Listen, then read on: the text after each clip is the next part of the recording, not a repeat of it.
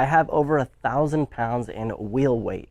If you've ever worked with any off-road wheels, you would know that they're pretty heavy. They can weigh up to 150 pounds each, and installing them can be a pain. Now I've got 33s on this JK behind me. I've got 35s. So I'm only working with my heaviest wheels, about 125 pounds. Now I've been using the old crowbar method where I, pry the wheel up, and that's been working too, but it's hit or miss, and it can also become frustrating.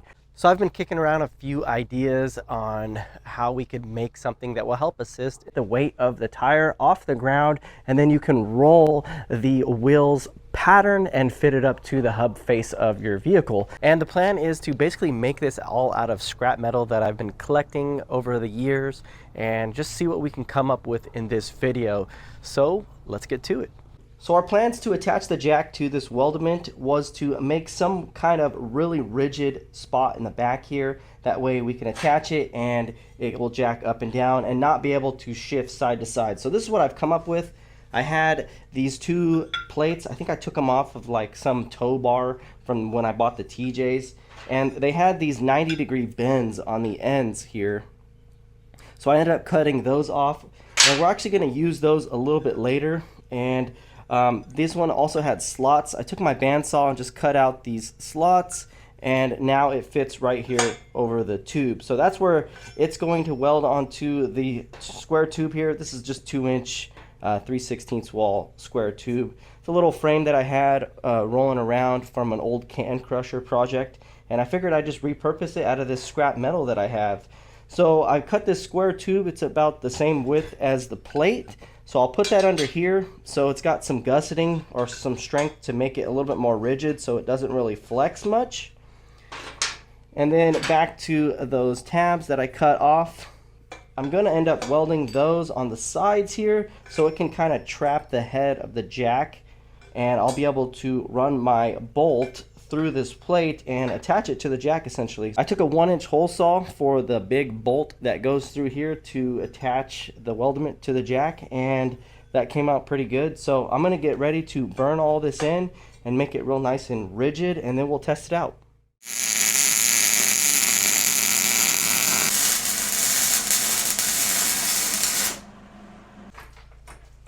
Awesome. So that's actually looking really good. I think this is going to be strong enough to hold up that wheel and tire, but I did want to give it some rigidity, and if this thing were to shift left and right, like I was saying earlier, I have these tabs that I'm going to weld off to the side here. So I can either go from like right there, it might hit this part of the jack. So then I was thinking maybe in this direction would be better. Probably in this direction, have it back here.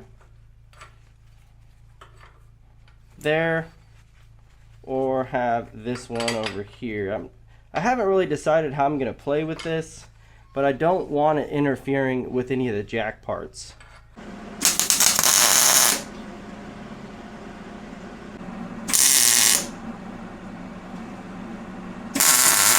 Pretty simple design. I do need to clean up the welds and just get it painted. But other than that, I did want to start working on the roller system for the tires. Now we need to be able to roll the wheel so the lug pattern will bolt right up. So we're not fighting the lug pattern trying to get the wheel into the hub. So my thoughts are I was going to reuse this old Fairlead. It's got 4 rollers on it, and I think I'm going to use the longer rollers on the bottom and maybe even try to reuse some of the bracketry for here. These Fairleads, they are not as popular anymore. So my plan is to cut up the weldment or the frame for the rollers, and we'll kind of attach it to the legs here. We'll put a tire on it and see if we can get some movement after we get everything buttoned up. So I think I'm going to go up about 7 inches on the tube and cut it off. That way I can work in here in the space, and this not being in my way with my impact tools and things like that. So I'm gonna cut that off with my bandsaw. All right, guys, so it's a new day. I did end up painting everything, making it look okay. I mean, I'm not the greatest painter, but I'm gonna get ready to put the rollers on the frame. And this is how the rollers install. They just go between the frame here, and then just go ahead and set it through.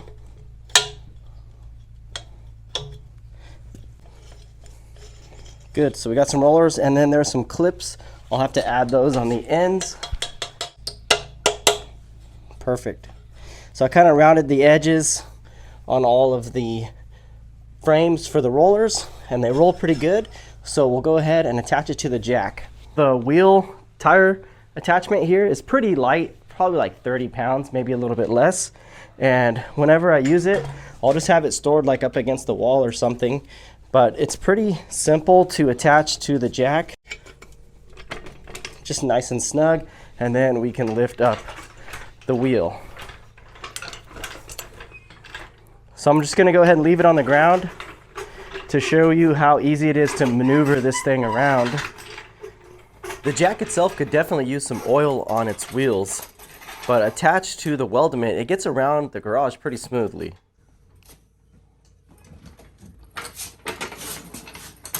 The way I load up this wheel is I kind of just bring it in, and then I'll just basically, set right here and then get it on. I do have a lifting range between 4 to 19 inches of lift height, and then also I have the capability of rotating the wheel so I can match that wheel's pattern up to the hub face.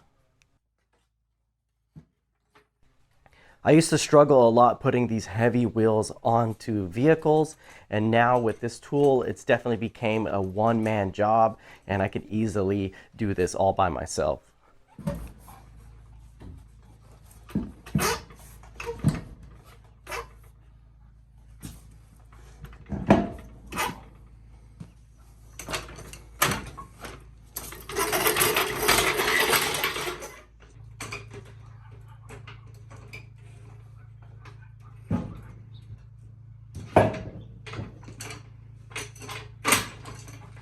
To note a few things is that you do want to somewhat stand on the jack.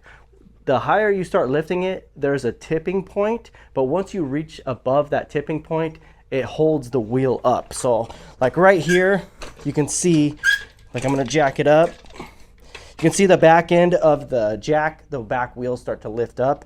But if you stand on it, you can kind of hold up the wheel until you get to a specific point where you can kind of walk away from it. So I'll just kind of share that with you guys. So let's see how tippy it is right here. See how it's less tippy now? I can take my foot off the jack, and then we'll go ahead and go all the way up.